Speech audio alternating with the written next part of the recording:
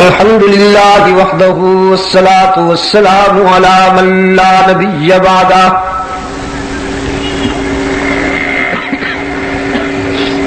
وعلى آله وأصحابه الذين أوفوا عهدا الذين هم مفاتيح الرحمة ومصابيح الغرر. أعوذ بالله من الشيطان الرجيم. بسم الله الرحمن الرحيم. إن الله عنده علم الساعة وينزل الغيث ويعلم ما في الأرحام وما تدري نفس ماذا تكسب غدا وما تدري نفس بأي أرض تموت. إن الله عليم خبير.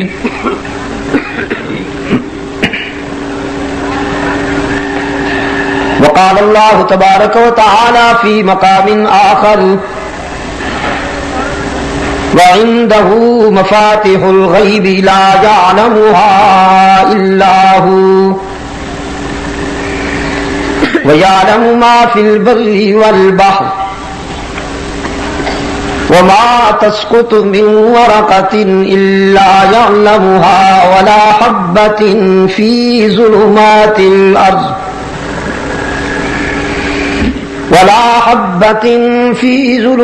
الأرض ولا رطب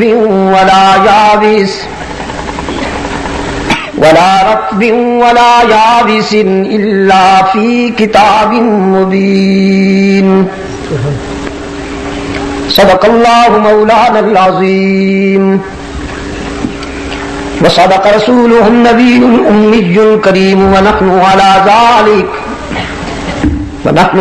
ذلك من الشاهدين والشاكرين والحمد لله رب العالمين. صدر اجلاس گرامی قدر علماء کرام، محترم بزرگوں اور عزیز دوستوں،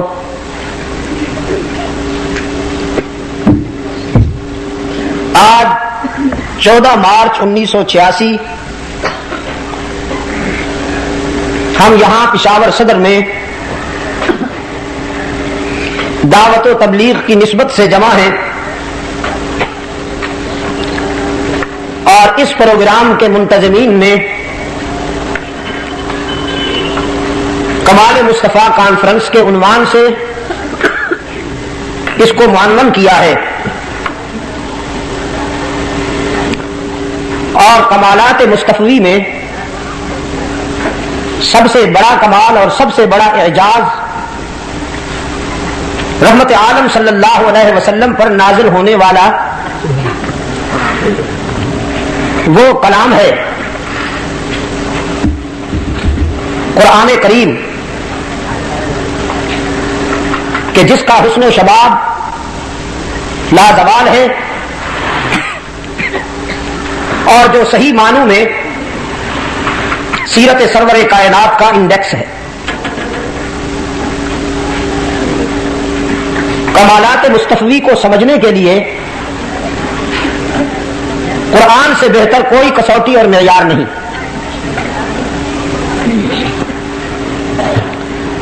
اللہ کے رسول صلی اللہ علیہ وسلم نے اپنی دنیاوی زندگی کے آخری لمحات میں اپنی امت سے ارشاد فرمایا، میں تم میں 2 چیزیں چھوڑ کر جا رہا ہوں، جب تک ان 2 چیزوں سے تم وابستہ رہو گے گمراہ ہونے سے بچے رہو گے. ایک اللہ کی کتاب اور دوسرا آپ صلی اللہ علیہ وسلم کا اسوہ حسنہ. آپ صلی اللہ علیہ وسلم کا اسوہ حسنہ اور سیرت طیبہ یا آپ کے صحابہ کا کردار در حقیقت قرآنی تعلیمات کا عملی برہان ہے اور پہچان ہے. رحمت عالم صلی اللہ علیہ وسلم کو چلتا پھرتا قرآن کہا گیا اس لیے کہ قرآن کریم علم ہے اور محمد عربی عمل ہے. قرآن کریم تھیوری ہے اور رحمت عالم صلی اللہ علیہ وسلم اس کا پریکٹیکل ماڈل ہے.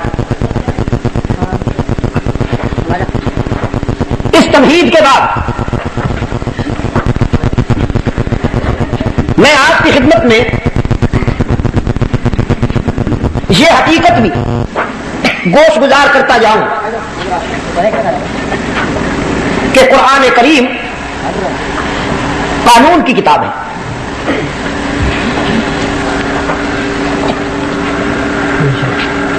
کچھ لوگوں نے اسے محض تبرک کی کتاب سمجھ لیا. اجمی لوگوں نے اس کو تعویذ گنڈے کی کتاب بنا رکھا. کچھ حضرات کا خیال ہے کہ اس سے دھاگا ناپ کر اگر پہن لیا جائے تو بخار دور ہو جاتا ہے. بے شک ہو جاتا ہے, میں اس کا انکار نہیں کرتا ہوں, بلکہ اس سلسلے میں میں چند قدم آگے جاؤں گا. کسی کا خیال ہوگا کہ قرآن کریم سے دھاگا ناپ کر گلے میں ڈالا جائے تو بخار دور ہو جاتا ہے. میں کہتا ہوں قرآن کریم سے اگر کوئی وابستہ ہو جائے ایک فرد کا کیا پوری قوم کا بخار دور ہو جاتا ہے. لیکن بیسیکلی قرآن کریم قانون کی کتاب ہے, کانسٹیٹیوشن بک ہے. اس کا ہر حکم قانون ہے, ہر زاویہ اور ہر کنایا قانون ہے. خدا نخواستہ اگر کوئی بد نصیب قرآن کے حکم کی تعویل کرتا ہے یا اس میں تحریف کرتا ہے, تبدیلی کرتا ہے, تو وہ اللہ کے قانون کا باغی ہے. اور قانون کے باغی کی سزا بڑی دردناک ہوا کرتی ہے. قومیں جو قانون بناتی ہیں, بندے جو قانون بناتے ہیں, اس کا تحفظ اور اس کی بالادستی اس حد تک ملحوظ رکھی جاتی ہے یہ اہل نظر پر مخفی نہیں. اللہ نے جو قانون بنایا بنی نوع انسان کے لیے, اپنے آخری رسول کے ذریعے جو دستور حیات مرحمت فرمایا, اللہ کے نزدیک اس کی اہمیت کا یہ عالم ہے کہ وہ اپنے اس نافذ کردہ قانون کی حفاظت خود کرتا ہے. بندوں میں سے کوئی شخص چاہے وہ کتنا ہی مضبوط اور مستحکم کیوں نہ ہو, لیکن وہ یہ دعویٰ نہیں کر سکتا کہ میں اللہ کے قانون کا محافظ ہوں, قرآن کریم کا محافظ ہوں. اللہ نے خود ذمہ داری لی ہے اس قانون کی حفاظت کرنے کی. اور در حقیقت سرکار دو عالم صلی اللہ علیہ وسلم کے انقلاب رحمت کا تحفظ بھی اسی میں ہے کہ قرآن محفوظ رہے. قرآن کا محفوظ ہونا گویا سیرت سرور کائنات کا محفوظ ہونا ہے.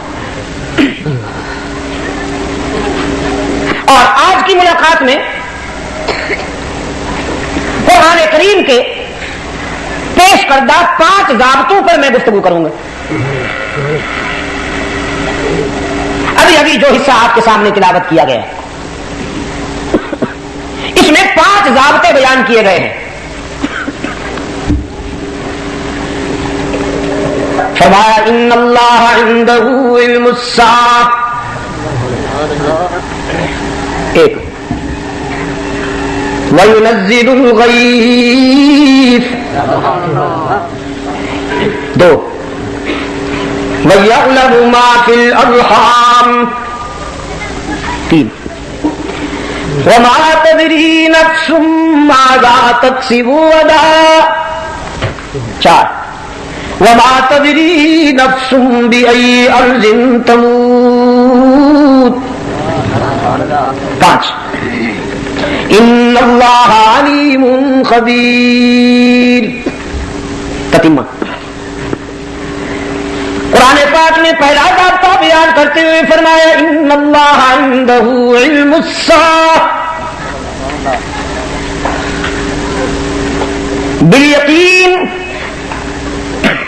انا کی تاکید کے ساتھ قرآن کریم نے دعویٰ کیا قیامت کس گھڑی واقع ہوگی، یہ علم اللہ نے بندوں میں سے کسی کو نہیں بتایا، یہ راز بھی اپنے پاس رکھا، کسی عالم کو بھی نہیں بتایا، کسی سالک کو بھی نہیں بتایا، کسی صوفی کو بھی نہیں بتایا، کسی عارف کو بھی نہیں بتایا، کسی صحابی کو بھی نہیں بتایا، نبی کو بھی نہیں بتایا، رسول کو بھی نہیں بتایا۔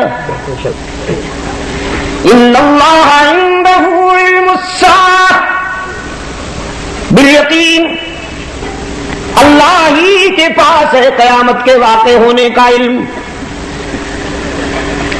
علامات بتا دی، البتہ نشانیاں بتا دی، رسول اکرم صلی اللہ علیہ وسلم کی زبان سے قرب قیامت کی علامات بتا دی۔ سرخ آندیاں چلیں گی،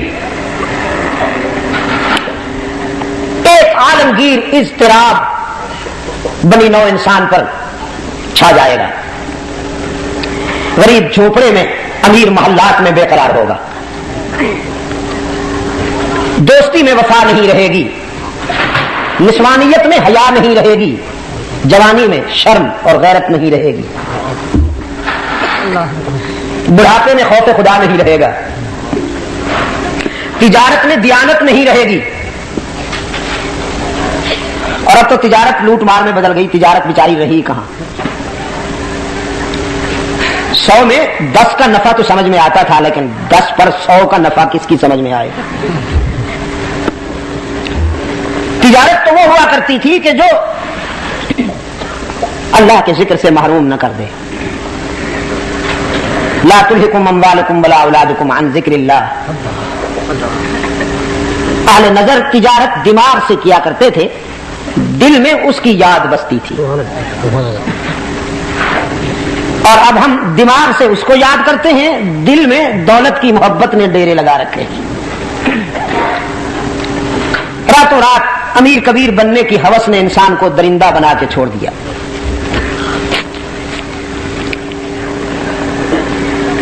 میں تو حیران ہوتا ہوں کبھی کبھی، بظاہر بڑے اچھے لوگ، نماز پڑھنے کی بھی انہیں توفیق ہے، حج پہ بھی جاتے ہیں، بظاہر بڑے نیک نظر آتے ہیں، لیکن ڈنڈی بھی مارتے، چور بازاری بھی کرتے ہیں، ذخیرہ اندوزی بھی کرتے ہیں۔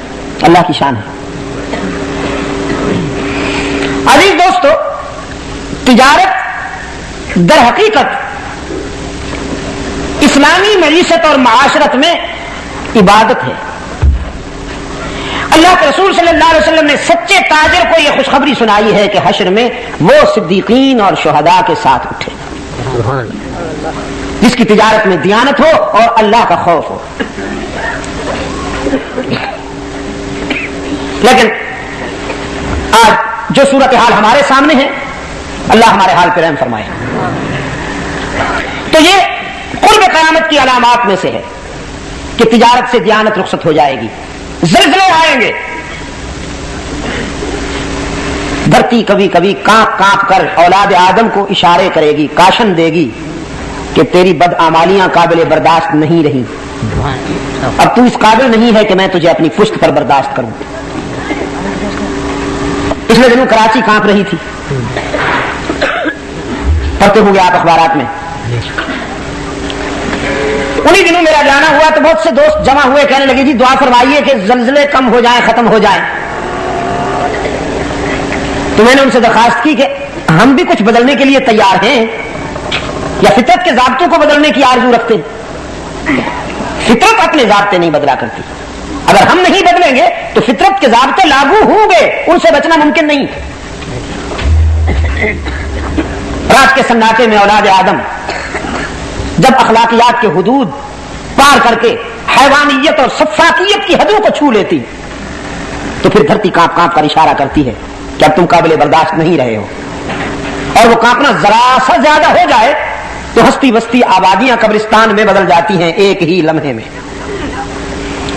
پچھلے دنوں ایک جزیرہ آپ نے سنا کہ چند لمحوں میں ہنستا کھیلتا جزیرہ تقریباً 70-80 ہزار کی آبادی قبرستان میں بدل گئی.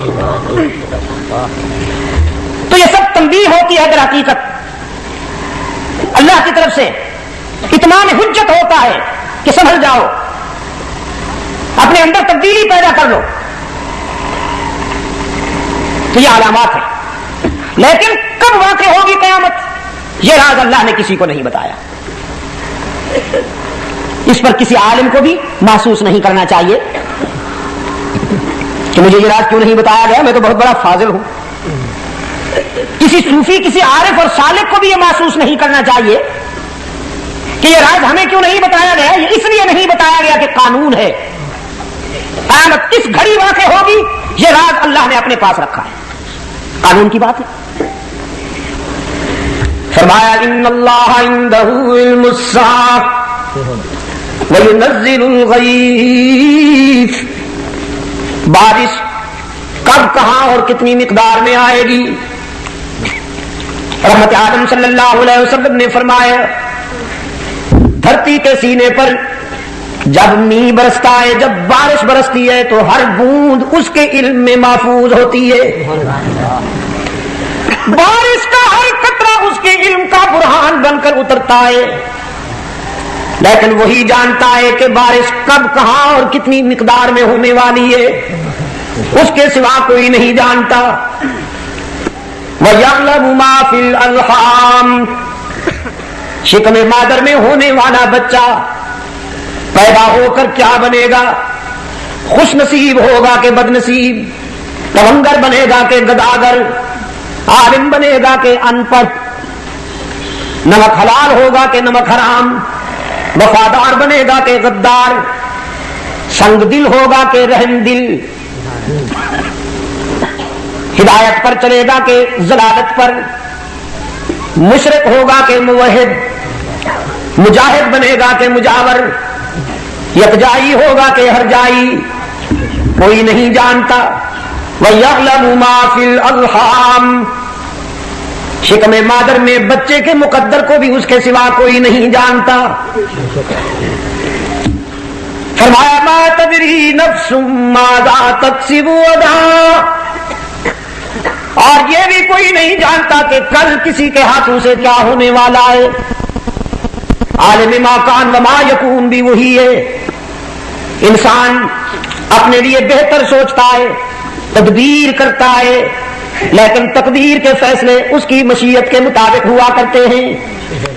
حضرت علی رضی اللہ تعالیٰ عنہ فرماتے ہیں اللہ کی پہچان کے لیے بہت سی دلیلیں ہیں، لیکن سب سے بڑی دلیل جس نے مجھے متاثر کیا وہ یہ ہے کہ وہ نہیں ہوتا جو میں چاہتا ہوں، وہی ہوتا ہے جو وہ چاہتا ہے. میں نے اپنے عزائم اور اپنے ارادوں کی ناکامی پر اپنے اللہ کو پہچانا ہے. کوئی نہیں جو میرے ارادوں کے سامنے رکاوٹ بن سکے، لیکن وہ سب سے بڑا ہے، وہی ہوتا ہے جو منظور خدا ہوتا ہے. وما تدری نفس ماذا تکسب غدا. کل کیا ہونے والا ہے فرش والوں میں سے کوئی نہیں جانتا. کون جانتا ہے پشاور والوں؟ کون جانتا ہے؟ اللہ. سردی کا اثر تو نہیں ہے؟ ہاں تو پھر ذرا ضمیر کی گہرائیوں سے جواب دیجئے، معدے سے نہیں ضمیر سے. کل کیا ہونے والا ہے کون جانتا ہے؟ جزاک اللہ. اب اکیلے میں تو نہیں نا، ساری بیماریوں کا علاج کا ٹھیکہ میں نے تو نہیں لے رکھا، کچھ حصہ آپ کا بھی شامل ہونا چاہیے. کل کیا ہونے والا ہے کون جانتا ہے؟ اللہ ہی۔ بنو نجد کے علاقہ میں بنو سلیم کی آبادی مختلف قبائل کے عنوان سے رہتی ہے۔ سرکار دو عالم صلی اللہ علیہ وسلم کی خدمت میں ایک وفد آیا، کہا گیا اللہ کے رسول ہم چاہتے ہیں کہ ہمیں ہدایت نصیب ہو، اسلام کی دعوت و تبلیغ عام کرنے کے لیے آپ مبلغین کا ایک وفد بھیجیے، یعنی تبلیغی جماعت بھیجیے۔ اور کسی علاقہ نجد میں بنو سلیم کی آبادی میں ایک بدبخت رہتا ہے عامر بن طفیل، 80-85 سال کا بوڑھا، لیکن شوخی کا یہ عالم کہ سرکار دو عالم صلی اللہ علیہ وسلم کو اس نے دھمکی بھیجی، کہنے لگا دو صورتیں ہیں، ایک صورت یہ ہے کہ مجھ سے سلو کر لو، دوسری صورت یہ ہے کہ پھر میرے غیظ و غضب کا سامنا کرنے کے لیے تیار ہو جاؤ۔ سلو کی شرط یہ رکھی کہ دیہاتوں میں آپ کا حکم چلے، شہروں میں میرا حکم چلے، گویا دیہاتوں میں آپ کی بادشاہت ہو اور شہروں میں میری بادشاہت ہو۔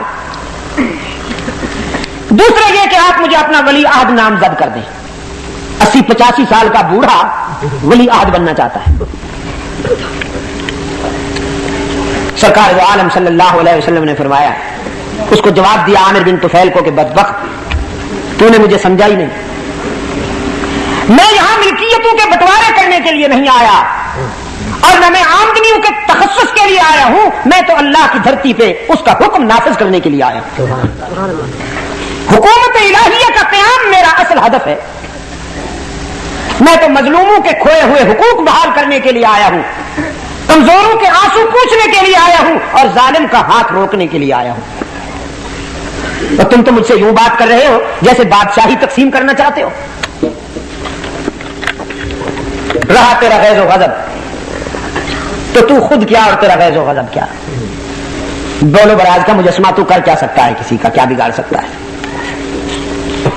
تو اس نے سازش فرزندان اسلام کو نقصان پہنچانے کے لیے اس نے یہ حربہ استعمال کیا کہ ایک وفد بھیجا سرکار دو عالم صلی اللہ علیہ وسلم کی خدمت میں، دوستی کے عنوان سے دشمنی کی۔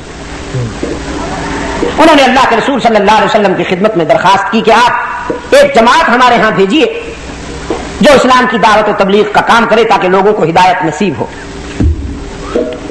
انسان کی ہدایت کے لیے بے قرار رحمت عالم صلی اللہ علیہ وسلم نے فوراً ایک تبلیغی وفد ترتیب دیا۔ پشاور کے دوستوں میں کہا کرتا ہوں، کوئی باپ اپنے بیٹے کی تعمیر و ترقی میں اتنا بے قرار نہیں ہوگا جتنا رحمت عالم صلی اللہ علیہ وسلم انسان کی ہدایت میں بے قرار۔ حضور اکرم صلی اللہ علیہ وسلم چاہتے ہیں کہ کوئی ایک بھی ابن آدم جہنم رسید نہ ہو، کوشش ہے کہ سب جنت میں چلے جائیں۔ اسی حوالے سے آپ سے پوچھتا ہوں، کیا یہ صحیح نہیں ہے؟ سرکار دو عالم صلی اللہ علیہ وسلم کی شفقت، سرکار دو عالم صلی اللہ علیہ وسلم کی رحمت کا یہ تقاضا نہیں کہ سب کے سب جنت میں چلے جائیں، پوری انسانیت جنت میں چلی جائے، لیکن رحمت عالم صلی اللہ علیہ وسلم کا سگا چچا جہنم کا ایندھن بنا۔ قرآن کریم نے اعلان کر دیا، اس کی زندگی میں اعلان کر دیا، تبت یدا ابی لہب وتب۔ سرکار دو عالم صلی اللہ علیہ وسلم چاہتے ہیں کہ بنی نوع انسان کا کوئی ایک بھی فرد جہنم میں نہ جائے، لیکن لوگ جہنم رسید ہوئے، اس لیے کہ اختیار اللہ کے پاس ہے۔ رحمت عالم صلی اللہ علیہ وسلم چاہتے ہیں، دعائیں کرتے ہیں، بے قرار ہیں، فلعلک باخع نفسک علی آثارہم ان لم یؤمنوا، قرآن کہتا ہے، لیکن چونکہ اختیار اللہ کے پاس ہے۔ ایک پیغمبر کا بیٹا جہنم میں چلا گیا، ایک پیغمبر کا باپ جہنم میں چلا گیا، ہمارے آقا کے چچا جہنم میں چلے گئے، اس لیے کہ اختیار اللہ کے پاس ہے۔ سرکار دو عالم صلی اللہ علیہ وسلم نے ایک وقت ترتیب دیا، 70 مسلمان اس کام کے لیے منتخب ہوئے جو قرآن کے قاری تھے، صائم الدہر تھے اور قائم اللیل تھے۔ جن 70 افراد کو اللہ کے رسول صلی اللہ علیہ وسلم نے اس جماعت میں منتخب فرمایا، ان کے بارے میں حضرت انس بن مالک رضی اللہ تعالیٰ عنہ فرماتے ہیں، بخاری شریف کی روایت ہے کہ کانوا یختتمون بالنہار ویصلون باللیل، وہ ایسے روشن ضمیر تھے کہ دن کو لکڑیاں چن چن کر اپنا معاش پیدا کرتے تھے، لکڑیاں چن کر بیچ کر کسب معاش کرتے کرتے تھے اور رات کو جب عابد بن کر مصلی پر کھڑے ہوتے تھے تو اللہ کے فرشتے بھی ان کے سجدوں پر رشک کرتے تھے. قرآن کے قاری. اور پشاور کے دوستو، یہ اس زمانے کی بات کر رہا ہوں کہ جب اسلام کے چاہنے والوں کی تعداد انگلیوں پر گنی جا سکتی تھی. اسلام کے چاہنے والوں کی تعداد کوئی اتنی زیادہ نہیں تھی. ان میں سے 70 قراء کا انتخاب کیا ہے اللہ کے رسول صلی اللہ علیہ وسلم نے. 3 آدمی جن میں سے ایک حضرت حرام ابن ملحان تھے رضی اللہ تعالی عنہ، سفارت کے مشن پر منتخب کیے گئے. انہیں اللہ کے رسول نے خط دیا کہ یہ میرا خط عامر بن طفیل کو جا کر دینا. یہ قافلہ روانہ ہوا. 3 افراد پر مشتمل جو سفارتی مشن مکتوب رسالت لے کر عامر بن طفیل کے پاس بھیجا گیا تھا. وہ جب عامر بن طفیل کی بستی کے قریب آیا تو حضرت حرام ابن ملحان جو امیر تھے اس وقت کے، انہوں نے اپنے 2 ساتھیوں کو شہر کے باہر کھڑا ہونے کی تلقین فرماتے ہوئے کہا تم یہاں ٹھہر جاؤ، عامر بن طفیل سے مجھے خیر کی توقع نہیں، وہ بڑا درندہ ہے، انتہائی متکبر اور فرعون قسم کا آدمی ہے، مجھے اس سے خیر کی توقع نہیں، میں جاتا ہوں، اگر اس نے زیادتی کی تو میں مر جاؤں گا، تم تو بچ جاؤ گے نا. پشاور کے دوستو، یہ امیر ہے اس وقت کا جو اپنے ساتھیوں کو باہر کھڑا ہونا کی تلقین کرتا ہے اور موت کا سامنا کرنے کے لیے اکیلا جاتا ہے. عامر بن طفیل کے پاس پہنچا. رسول اللہ صلی اللہ علیہ وسلم کا یہ شاگرد رشید. سب سے پہلی بات تو یہ محسوس کی گئی عامر کے دربار میں کہ حضرت حرام نے سجدہ نہیں کیا، اور عامر بن طفیل کے دربار کے آداب تھے کہ جو بھی آئے وہ سجدہ کر کے آئے، سر جھکا کے آئے. حضرت حرام بن ملحان سر جھکانے کے بجائے سر اونچا کر کے گئے اور عامر بن طفیل کی آنکھوں میں آنکھیں ڈال کر مکتوب رسالت پیش کیا. اس بدبخت نے اللہ کے رسول صلی اللہ علیہ وسلم کا خط سرسری نگاہ سے دیکھا اور پھر ٹکڑے ٹکڑے کر کے اسے پھینک دیا. بلکہ ایک روایت میں آتا ہے کہ حضرت حرام کے منہ پہ مار دیا اور پیچھے بیٹھے ہوئے درندے کو اشارہ کیا، اس نے نیزہ اٹھا کے حضرت حرام کی پشت میں مارا جو سینے سے پار ہو گیا. خون کا فوارہ نکلا اور اس مرد حق ادا نے خون کا چلو بھر کے اپنے منہ پہ ملا، اپنے سر پہ ملا. فعل بالدم حقا فنظر على وجهه وراسه ثم قال فزت ورب الكعبة. اپنے چہرے پر شہادت کا خون اور اپنے سر پہ شہادت کا خون ملنے کے بعد نعرہ لگایا رب کعبہ کی قسم کہ مجھے منزل حیات مل گئی، میں تو کامیاب ہو گیا. عامر بن طفیل اور اس کے درباری سناٹے میں دیکھ رہے ہیں کہ یہ کیسے لوگ ہیں، مر رہا ہے اور خوش ہو رہا ہے کہ مجھے منزل مل گئی، میں کامیاب ہو گیا. بعد میں عامر بن طفیل کے اسی دربار میں بیٹھنے والے درجنوں لوگ مسلمان ہوئے. جب انہوں نے اسلام قبول کیا تو بتایا اعلان تو ہم آج کر رہے ہیں لیکن اصل میں ہم مسلمان اسی دن ہو گئے تھے جب رسول اللہ کے سفیر حضرت حرام بن ملحان نے عامر بن طفیل کے دربار میں فزت ورب الکعبہ کا نعرہ لگایا تھا. اسی دن ہمارے ضمیر نے مان لیا تھا کہ محمد کا پروگرام سچا ہے. یہ کیسے لوگ ہیں کہ موت سے نہیں ڈرتے، موت ان سے ڈرتی ہے. عامر بن طفیل کی وحشت اور بربریت بڑھی. اس نے قبائل میں جنگ کا بگل بجایا. ہزاروں کی تعداد میں انسان نواب درندوں کا لشکر تیار کر کے بیر مہونہ پر جو قراء خیمہ زن تھے ان پر حملہ کر دیا.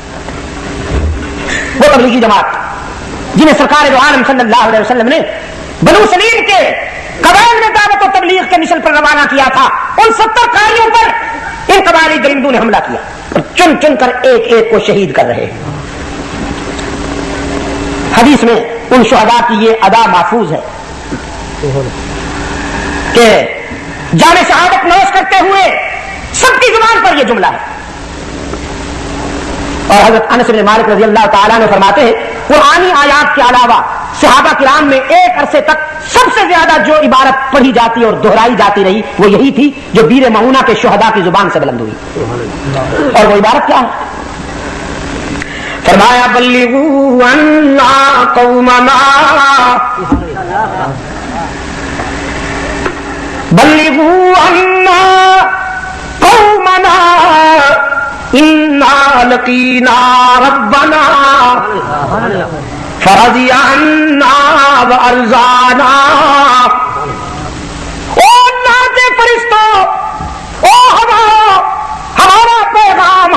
محبوب تک لے جاؤ، ہماری قوم تک ہمارا پیغام پہنچاؤ۔ انا لقینا ربنا، ہم نے بیر معونہ پر اپنے رب سے ملاقات کی اور یہ ملاقات اتنی کامیاب ہوئی، فرضی عنا وارضانا، وہ ہم سے راضی ہو گیا، ہم اس سے راضی ہو گئے۔ تکبیر، صحابہ، شہادت صحابہ۔ ہم نے بیر معونہ پر اپنے رب سے وفا کر دی، ہم نے عشق کے تقاضے پورے کیے، ہم نے وفا میں کمی نہ کی، اس نے جزا میں کمی نہ کی۔ سرکار دو عالم صلی اللہ علیہ وسلم تک ان شہداء کا یہ پیغام پہنچا، وہ رحمت کا پیکر کہ جو حریف جاں کا بھی چارہ گر ہے، جو قاتل کو بھی معاف کرنے کا ظرف رکھتا ہے، جو مکہ میں فاتح بن کے آیا تو لا تثریب علیکم اليوم کا نعرہ لگایا، وہ رحمت کا پیکر جب اپنے ان رضاکاروں کی مظلومیت کا حال سنتا ہے تو آنکھیں برس پڑی۔ حزن و ملال دیکھا نہیں جاتا تھا، اور ایک عرصے تک نماز صبح میں رکوع اور سجدے کے درمیان رحمت عالم صلی اللہ علیہ وسلم نے قنوت نازلہ پڑھی اور ان بدبختوں کے لیے ہلاکت کی دعا کی، التجا کرتے تھے رب العالمین کے حضور، میرے معبود میرے شاگردوں کو ذبح کرنے والوں پر قحط نازل کر دے، کنعان والا قحط نازل فرما دے، ان بدبختوں کو ہلاک کر جنہوں نے میرے رضاکاروں کو ذبح کیا ہے۔ آنکھیں برستی تھیں اور حضور بد دعا کرتے تھے، پھر یہ بد دعا بھی، یہ تیر بھی ایسا نشانے پہ لگا کہ جن جن بدبختوں نے بیر معونہ کے قراء پر تلوار چلائی وہ سب کتے کی موت مرے۔ یہی عامر بن طفیل رات کو ایک غلط جگہ جا کے سویا، طاعون کی گلٹی نکل آئی، ایک رات میں وہ اتنی بڑی ہو گئی کہ اٹھا نہیں سکتا تھا، وہیں بلک بلک کر مر گیا، کتے کی موت۔ لیکن آپ سے پوچھتا ہوں پشاور کے روشن ضمیروں، کل کیا ہونے والا ہے کون جانتا ہے؟ اگر میرے آقا کو یہ معلوم ہوتا کہ بیر معونہ پہ جا کر میرے رضاکاروں کو ذبح کر دیا جائے گا تو پوچھیے اپنے ضمیر سے اور بتائیے بھیجتے میرے آقا؟ اپنے ان 70 قاریوں کو بھیجتے؟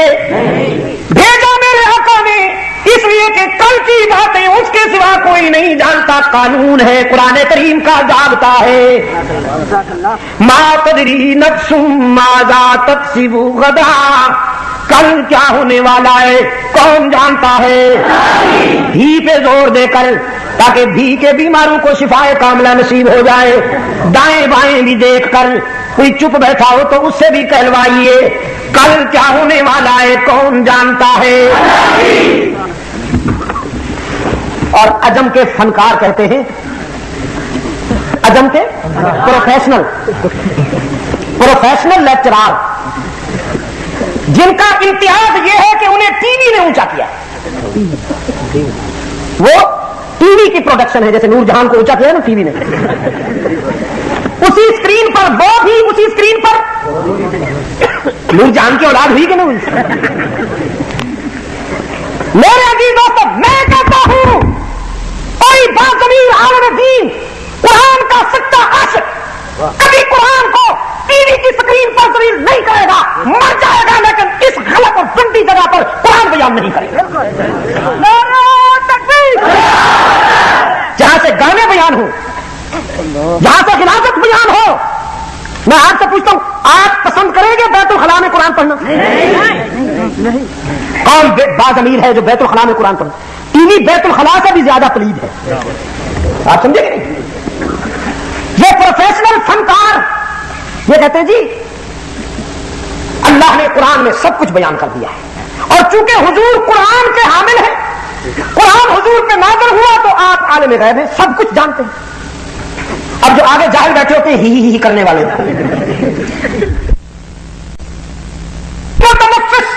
اللہ کی مخلوق میں سے کوئی ذی روح، چاہے وہ انبیاء میں سے ہو، رسول میں سے ہو، اولیاء میں سے ہو، صدیقین میں سے ہو، کوئی نہیں جانتا کہ کل کیا ہونے والا۔ یہ قانون ہے، اور یہ کس میں بیان ہوا؟ قرآن کریم میں بیان ہوا۔ اس کا کیوں بولتے ہو؟ قرآن کریم میں کہ دوسرے جاہل کے بچے بیٹھے ہیں وہ رگڑتے ہیں، وہ ہتھے نہیں رگڑتے، صرف 5 روپے بٹورنے کے لیے ہتھے نہیں رگڑتے ہیں اور کہتے ہیں یہ جو چلی آئی ہے نا، یہ اگر تھوڑی سی لمبی ہوتی تو تو بادشاہ بن، یہی لکیر اگر ذرا یوں ٹیڑھی ہو جاتی تو تجھے وزارت مل جاتی۔ وہ پوچھتا ہے سرکار چاقو سے ٹیڑھا کر دوں؟ ایک جھوٹو 1000 ملتے ہیں، کوئی کمی ہے یار؟ میرے عزیز دوستو، ضابطہ ہے قرآن کریم کا، ما تدری نفس ماذا تکسب غدا، کوئی نہیں جانتا کہ کل اس کے ہاتھوں سے کیا ہونے والا ہے۔ وما تدری نفس بأي أرض تموت، اور یہ بھی کوئی نہیں جانتا کہ موت کہاں، کب اور کس عنوان سے آئے گی۔ ان اللہ علیم خبیر، وہی علیم و خبیر ہی جانتا ہے۔ اسی مفہوم کو قرآن کریم میں ایک اور مقام پر بیان کیا گیا، فرمایا وعنده مفاتح الغیب، وعنده مفاتح الغیب لا يعلمها الا هو ويعلم ما في البر والبحر وما تسقط من ورقة إلا يعلمها ولا حبة في ظلمات الأرض ولا رطب ولا يابس إلا في كتاب مبين۔ اور اسی کے پاس ہیں غیب کی چابیاں، وعنده مفاتح الغیب، اسی کے پاس ہیں غیب کی چابیاں، چابی نا، چابیاں، چابی نہیں کہا ورنہ پھر گنجائش مل جاتی فنکاروں کو، عجم کے بیماروں کو، یہ کہتے بڑی چابی تو اس کے پاس ہے، چھوٹی چابیاں حضرت صاحب کون ہیں جی؟ آخر یہ بھی تو اللہ دے پیارے ہوئے نا بادشاہ، خالی تو کوئی نہیں نا جی۔ لیکن قرآن کریم صدقے جاموں اس کی صداقتوں پر، یہی تو کمال مصطفیٰ ہے۔ پہرا دے رہا ہے قرآن کریم آپ کے عقائد پر، آپ کے نظریات کی عفت پر پہرا دے رہا ہے قرآن کریم۔ کوئی آئے تو صحیح نقب لگانے کے لیے قرآن کی جلالت سے بچ کے نہیں جائے گا۔ نعرہ تکبیر، نعرہ ختم نبوت، تعلیم شریعت، عبد المجید ندیم۔ لوگ چلے گئے، ان کے نظریات بھی ان کے ساتھ چلے گئے، لوگ فنا ہو گئے، ان کی تھیوریز بھی فنا ہو گئیں، وہ بھی دفن ہو گئیں ماضی کے دھندلکوں میں۔ لیکن یہی تو کمال مصطفیٰ ہے، میرے آقا کی سیرت، میرے آقا کا اسوہ، میرے آقا کا پیغام قرآن کی صورت میں قیامت تک محفوظ رہے گا۔ اور شرک و بدعت کے جراثیم جب بھی حملہ کریں گے قرآن کریم پوری جلالت کے ساتھ ان کا دفاع کرے گا، بچائے گا آپ کے عقائد کو، بچائے گا آپ کے نظریات کو۔ وعنده مفاتح الغیب، اسی کے پاس ہے غیب کی چابیاں، چابی نا، چھوٹی بڑی تمام غیب کی چابیاں کس کے پاس؟ رب العالمین نے فرمایا میرے محبوب فکر و نظر کی بلندیوں سے اعلان فرما دیجئے، قل لا يعلم من في السماوات والارض الغیب الا اللہ۔ اعلان فرما دیجئے فکر و نظر کی بلندیوں سے میرے محبوب کہ زمینوں آسمانوں میں غیب کی باتیں اس کے سوا جاننے والا کوئی نہیں۔ لا يعلم، قل لا يعلم، فرمائیے نہیں جانتا کوئی، من فی السماوات والارض الغیب، جو کچھ کے زمینوں آسمانوں میں ہے غیب، لا يعلم، ترجمہ ذرا یاد کرو نا، کوئی نہیں جانتا، من فی السماوات والارض الغیب، جو کچھ کے زمینوں آسمانوں میں ہے غیب، لا يعلم، رکھ لو نا ذرا، پھر وہ فنکار آ کے یوں کرے گا، پھر یوں کرے گا، پھر آگے یہ بدھو بیٹھے ہوتے ہیں کوئی کسی ادا پہ مست ہے، کوئی کسی ادا پہ مست ہے. قرآن کو دل میں بٹھاؤ، انشاءاللہ کوئی فنکار تمہارے عقائد کی عفت پہ ڈاکہ نہیں ڈال سکے. من فی السماوات والارض الغیبا، جو کچھ کے زمین آسمانوں میں ہے غیب، لا یعلم کوئی نہیں جانتا، الا اللہ مگر اللہ ہی پہ پشاور والوں کو تو زور دینا چاہیے. پنجاب والوں سے اگر میں کہلواتا پھروں تو کوئی بات سمجھ میں بھی آتی ہے، لیکن آپ کو اللہ نے بڑی توفیق دی ہے، آپ تو ہی کی ایسی ضرب لگائیں کہ بھی کی کھڑکیاں بند ہو جائیں بلکہ ٹوٹ ہی جائیں. زمین و آسمانوں میں غیب کی باتیں کوئی نہیں جانتا مگر وَعِندَهُ مَفَاتِحُ الْغَيْبِ، اسی کے پاس ہے غیب کی چابیاں، لا يعلمها الا هو، کوئی نہیں جانتا مگر اللہ ہی. وَيَعْلَمُ مَا فِي الْبَرِّ وَالْبَحْرِ، اور وہی جانتا ہے جو کچھ کے ساراؤں میں ہے، دریاؤں میں، جو کچھ کے خشکی میں ہے، تر میں، جو کچھ کے بر میں ہے، بحر میں. وَمَا تَسْقُطُ مِن وَرَقَةٍ إِلَّا يَعْلَمُهَا، اس کے علم کی وسعت کا یہ عالم کہ ساری کائنات کے درختوں سے جب پتے جھڑتے ہیں، قرآن کہتا ہے کوئی ایک بھی پتا ایسا نہیں جو اس کے علم سے باہر ہو.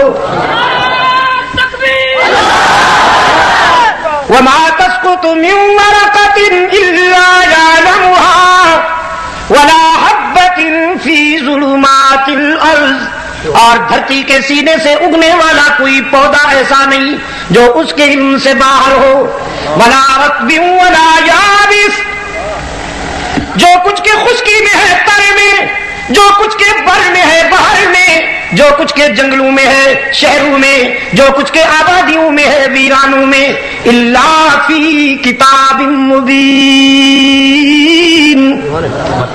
اسے جاننے والا کون؟ یا اللہ بھی اللہ ہی جانتا ہے. جزاکم اللہ. دیر خدا یارا، دیر خدا، جزاک اللہ. امام مالک رحمت اللہ تعالی علیہ مدینہ طیبہ میں بیٹھے ہیں، اس انتظار میں کہ موت مدینے میں آئے. کچھ ایسے بھی خوش نصیب ہیں جو مدینے میں موت کی آرزو لے کر جیتے ہیں اور مدینے میں ہی رہتے ہیں، اور کچھ وہ بھی بد نصیب ہیں کہ جنہیں مدینہ میں جا کر قرار نہیں ملتا، وہاں کے امام کے پیچھے نمازیں نہیں ہوتی. نعرہ تکبیر، علماء دیوبند، علماء حق، علماء دیوبند، سید عبد المجید ندیم شاہ صاحب، علماء دیوبند، علماء دیوبند. ہمیں پچھلے دنوں کراچی جانا ہوا، 7 روزہ ثانی اسنین کانفرنسوں کی سیریز تھی ہماری وہاں. یار لوگوں نے بڑی کوشش کی، حکمرانوں کے سامنے جا کے گھٹنے ٹیکے، ان کو روکو، کوئی آ جائے لیکن یہ نہ آئے. ظاہر ہے منتیں بھی مانی ہوں گی. اپنے مریدوں میں بیٹھ کے کہا ہوگا نہیں آ سکتے، ہم نے حضرت غوث پاک کو کہہ دیا.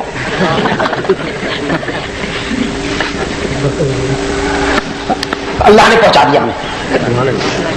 اور میں نے کہا کہ اللہ کے فضل و کرم کے ساتھ سید عبد القادر گیلانی رحمت اللہ تعالی علیہ کے رضاکار تو ہم ہیں، ان سے اللہ کے فضل و کرم سے ہمیں نسبت ہے، کیونکہ ہم نے ان کے نام کو ایکسپلائٹ نہیں کیا، ہم نے ان کے نام پر گیاریاں نہیں کی، ہم نے بزرگوں کے نام پر منڈیاں نہیں لگائی، دکانیں نہیں کھولی. ہم تو ان کے مشن اور ان کے کاج کو لیے ہوئے پوری دنیا میں گھوم رہے ہیں، اور جب تک جیئیں گے ان اللہ والوں کا پیغام اللہ کے بندوں تک پہنچائیں گے.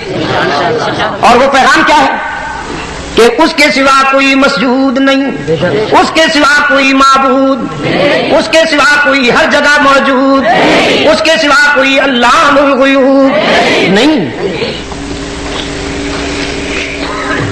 اللہ کے فضل و کرم کے ساتھ 7 کانفرنسیں ہوئی کراچی میں. جہاں اجازت مل گئی دوستوں کو سبحان اللہ، اور جہاں اجازت نہیں ملی وہاں ہم نے اللہ سے اجازت لے لی. اور میں تو دوستوں سے کہتا ہی یہی ہوں، آج مدنی سے کہہ رہا تھا یہ کیوں اجازت لیتے ہو؟ اطلاع دے دیا کرو کہ ہم فلاں کام پر قرآن و سنت کا پروگرام کر رہے ہیں، وہ کہیں گے اجازت لی ہے آپ نے؟ ہاں لی ہے. اور اگر کوئی مزید ڈیٹیل کے ساتھ پوچھے، تفصیل پوچھے تو آپ کہہ دیجیے سب سے بڑے حاکم سے لی. اور زیادہ کوئی تنگ کرے تو کہہ دو اللہ سے لیے. آپ اگر نبھا سکیں تو بات تو یہی ہے، بات یہی ہے، اور نہ نبھا سکیں تو پھر اللہ ہمارے حال پہ رحم فرمائے. قرآن و سنت کے جلسے کے لیے ان سے اجازت لینا تو توہین ہے، اس پروگرام کے اور اس مشن کی توہین میرے عزیز نوجوانوں. اور پھر یہ مسلمان کہلاتے ہیں، مسلمان کہلا کر تو کرسیوں پہ بیٹھے ہوئے ہیں.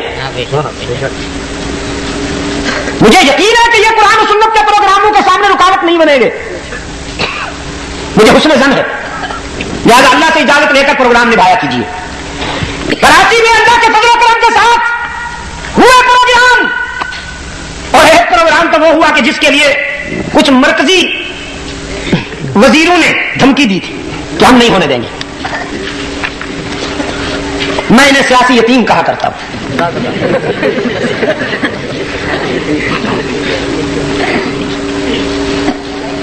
انہوں نے پورا زور لگایا دوستو، جو کچھ کر سکتے تھے پورا زور لگایا، لیکن اس کے کرم کے صدقے جاؤں.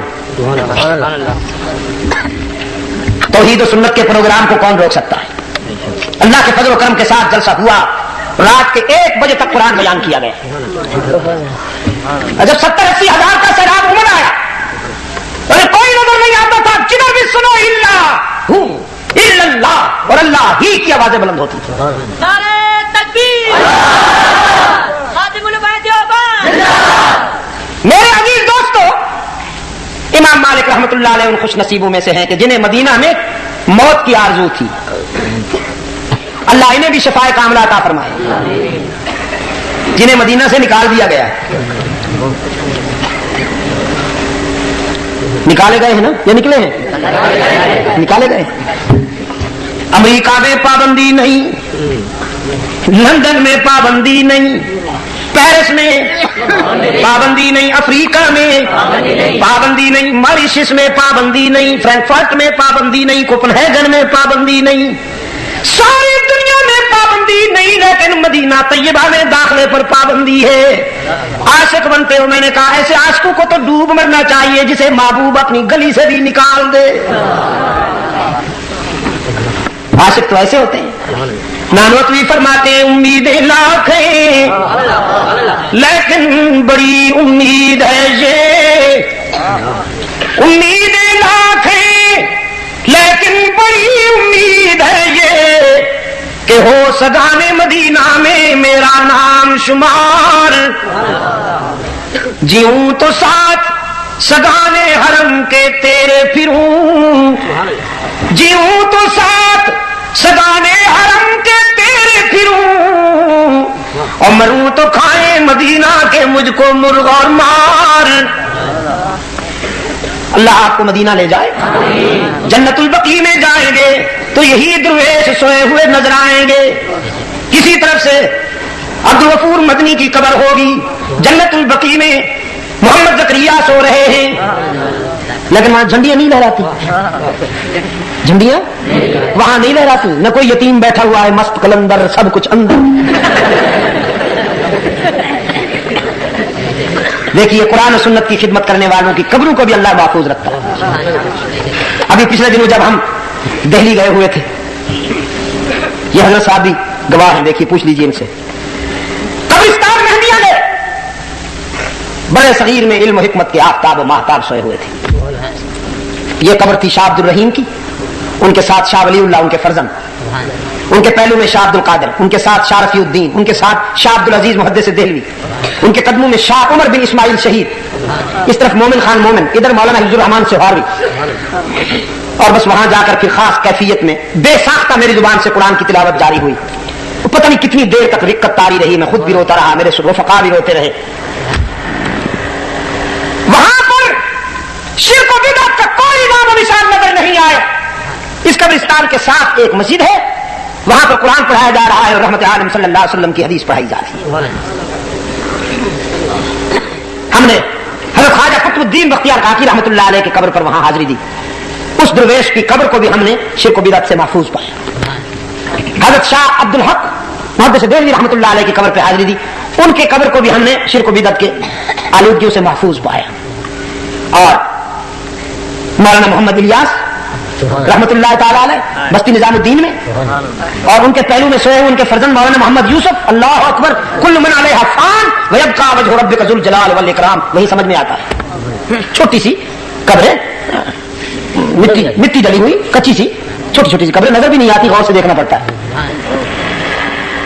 میرے عزیز دوستو، قبرستان عبرت کی جگہ ہے، تجارت کی جگہ نہیں ہے. یہ آپ کے سمجھانے کے لیے کہہ رہا ہوں.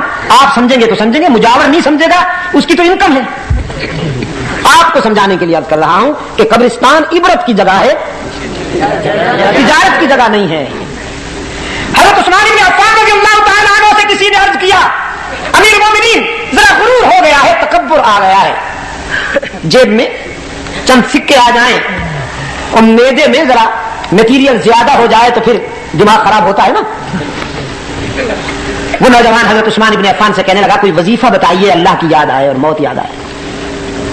حضرت عثمان بن عفان رضی اللہ تعالیٰ عنہ نے فرمایا قرآن سے بہتر وظیفہ کوئی نہیں، اور اگر طبیعت کو اعتدال پر لانا ہے تو روزانہ نہیں تو 3 دن بعد، 3 دن نہیں تو ہفتے بعد قبرستان میں چلے جایا کرو. وہاں جا کے دیکھو کہ کیسے کیسے حسینوں کی مٹی اڑ رہی ہے. وہاں تیرے غرور اور تکبر کا علاج ہو جائے گا. لیکن یہاں عجم نے جو کچھ بنا رکھا ہے، یہاں تو عبرت کیا؟ جاتے ہوئے بھی جیب کا صفایا، آتے ہوئے بھی جیب کا صفایا. سجدوں کی بھرمار ہے، جھکنے والوں کی یلغار ہے. ایک ہندو کوئی بڑا منسٹر تھا، وہ آیا ان کے عرس میلے پر، انڈیا میں دوستوں نے بتایا. اس نے آ کے دیکھا کہ لوگ جھک رہے ہیں، دہلیز پر جھک رہے ہیں، قبر پر جھک رہے ہیں، سجدے کر رہے ہیں. بڑا خوش ہوا، کہنے لگا یہ تو آج پتہ چلا کہ مسلمان اور ہم تو ایک ہیں. کوئی خاص فرق نہیں ہے، بس صرف اتنا فرق ہے کہ یہ پری کو پوجتے ہیں، ہم کھڑی کو پوجتے ہیں. کوئی خاص فرق نہیں ہے، ہمارے اندر تو کمبائنڈ پوائنٹ موجود ہے. امام مالک رحمۃ اللہ علیہ ہمارے فقہی سلسلہ کے بہت بڑے قانون دان ہیں. 4 سلسلے ہیں نا، حنفی، حنبلی، مالکی، شافعی. امام مالک رحمۃ اللہ تعالی علیہ مدینہ طیبہ میں اس آرزو میں بیٹھے تھے کہ موت یہیں آ جائے.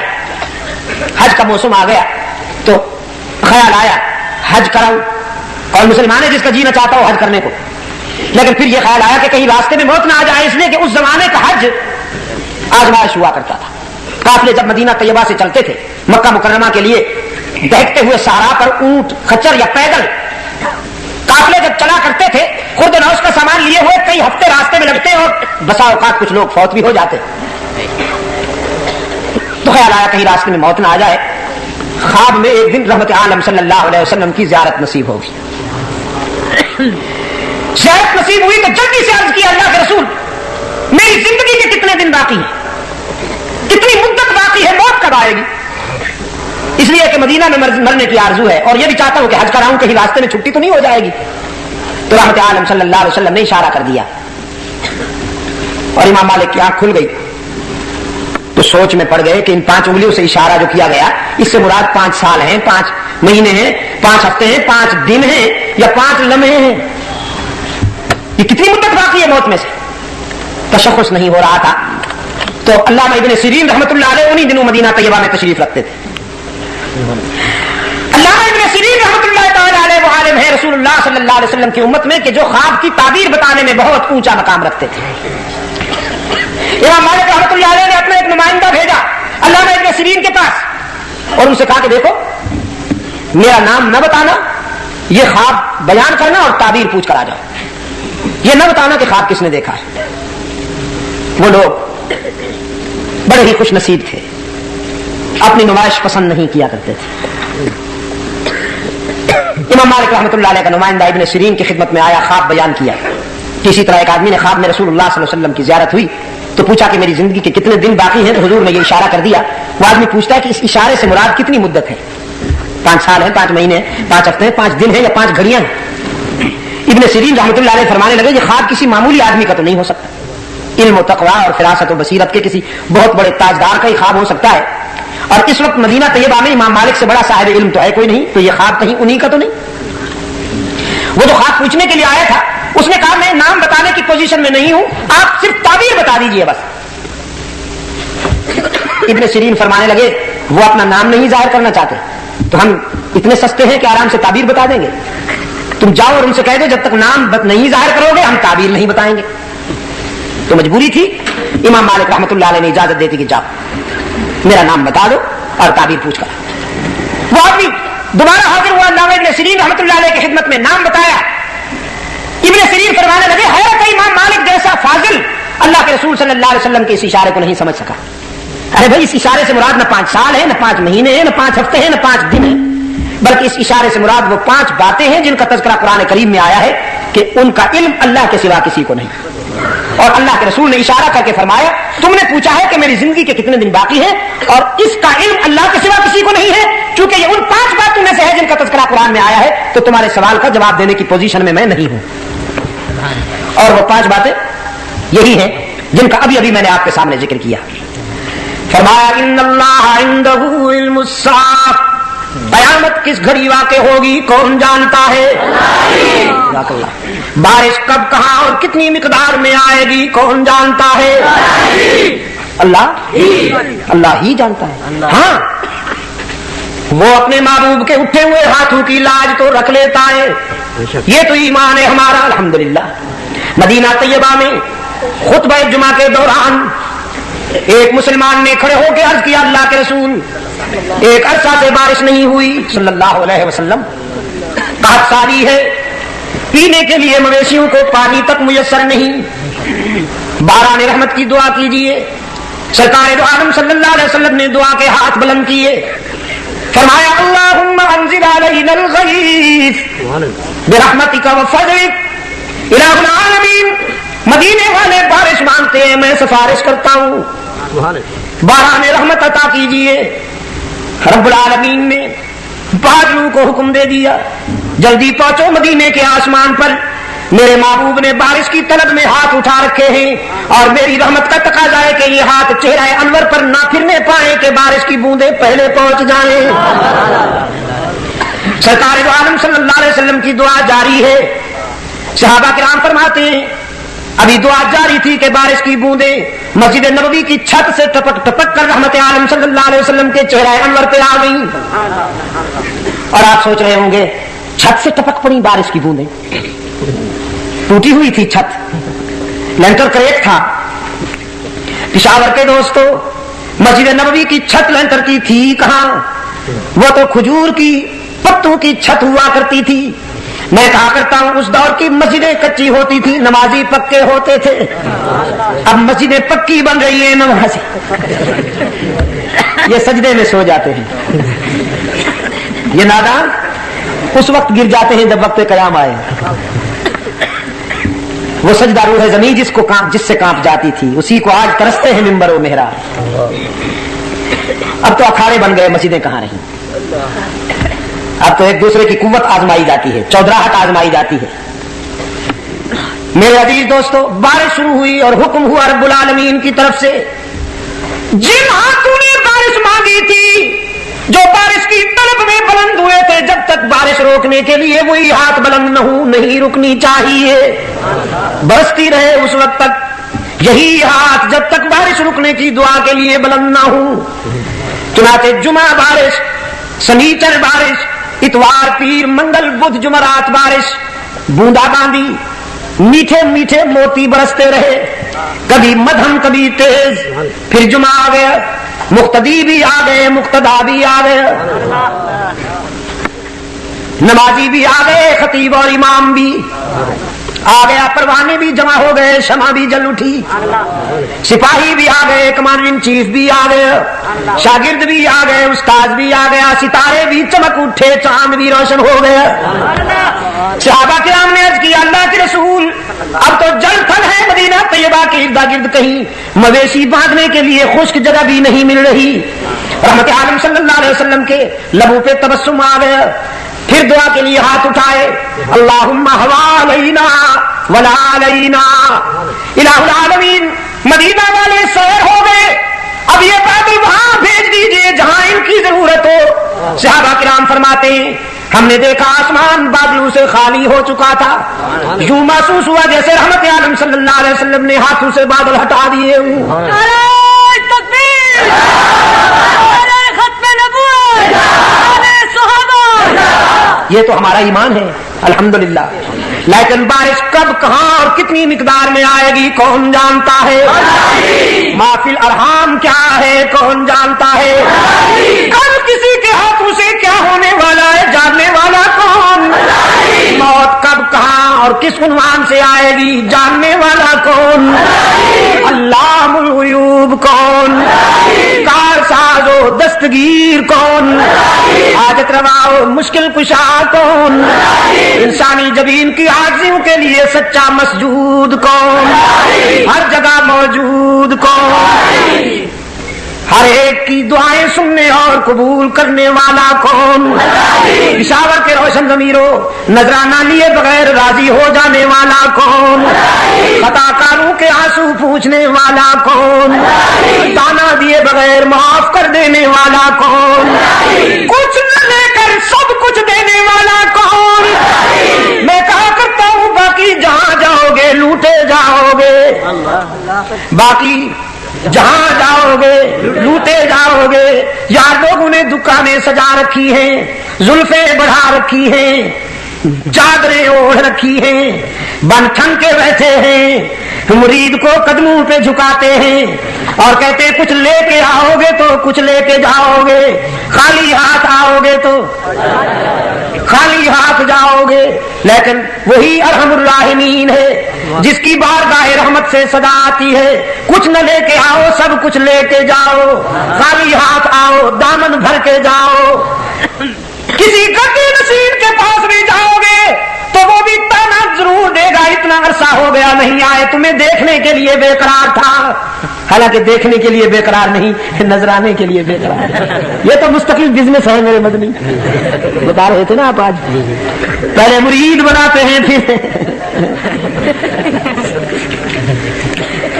وہ بھی ضرور تانا دے گا، لیکن وہ ارحم الراحمین ہے۔ سرکار دو عالم صلی اللہ علیہ وسلم نے رب کی طرف سے روایت کی ہے، حدیث قدسی ہے، رات کے سناٹے میں اس کی رحمت آسمان دنیا پر پکارتی ہے، حل من مستغفر، ہے کوئی خطا کار، ہے کوئی گناہ گار، ہے کوئی مجھ سے سلو کرنے والا، میں راضی ہونے کے لیے تیار ہوں۔ ساری زندگی کی خطائیں جمع کر کے لاؤ، میں تمہارے خطاؤں سے کئی گنا زیادہ رحمت لے کر انتظار کر رہا ہوں۔ باز آ ہر آنچ ہستی، باز آ گر کافرو گبرو بت پرستی، باز آ ای درگہ ماں درگہ نومیدی نیست، صد بار اگر تو بشکستی، باز آ۔ او خطا کار، اگر 100 مرتبہ توبہ کر کے توڑ دی ہے، نبھا نہیں سکا تو مایوس ہونے کی کوئی بات نہیں، ایک مرتبہ پھر میرے در پہ آ کے دیکھ، جبین نیاز جھکا کے دیکھ، لا تیأسوا من روح اللہ، لا تقنطوا من رحمت اللہ، جبین نیاز جھکا کے دیکھ، طلب کا دامن پھیلا کے دیکھ، ندامت کے اشک بہا کے دیکھ، میرے لطف و کرم کو آزما کے دیکھ، تیرے آنے میں دیر ہوگی، میرے راضی ہونے میں دیر نہیں ہوگی۔ گناہگاروں کے آنسو پوچھنے والا کون؟ بغیر کچھ لیے سب کچھ دینے والا کون؟ حاجت روا و مشکل کشا کون؟ یا اللہ بھی کی گاڑی نہیں چلنے دی جائے گی۔ پشاور کے روشن ضمیروں، جب تک ولی اللہ قافلے کے سپاہی زندہ ہیں، انشاءاللہ ثم انشاءاللہ بھی کی گاڑی نہیں چلنے دی جائے گی، ہی کا اجالا پھیلے گا، ہی کی روشنیاں پھیلیں گی انشاءاللہ۔ شاہ ولی اللہ کے قافلے کا ہر سپاہی اپنی زندگی کا یہ مشن سمجھتا ہے جب تک زندہ ہے توحید میں شرک کی ملاوٹ نہیں ہونے دیں گے، سنتوں میں بدعتوں کی ملاوٹ نہیں ہونے دیں گے، دین عربی میں اجمی رسوم کے جراثیم کو شامل نہیں ہونے دیں گے انشاءاللہ۔ شریعت مصطفی میں مغربی ثقافت، مغربی معیشت، مغربی تہذیب اور مغربی سیاست کی بھی ملاوٹ نہیں ہونے دیں گے انشاءاللہ۔ جب تک جیئیں گے توحید و سنت کا پرچم اونچا رکھا جائے گا، اور زندگی رہی تو کل یہاں سے بات شروع ہوگی۔ ہاں اسی جگہ پر بڑے عجیب لوگ ہو۔ میں جب یہاں پہنچا اصل میں آپ کو جلدی چھٹی دے رہا ہوں تاکہ کل آپ جلدی سے پہنچے اور تازہ دم ہو کے آئیں۔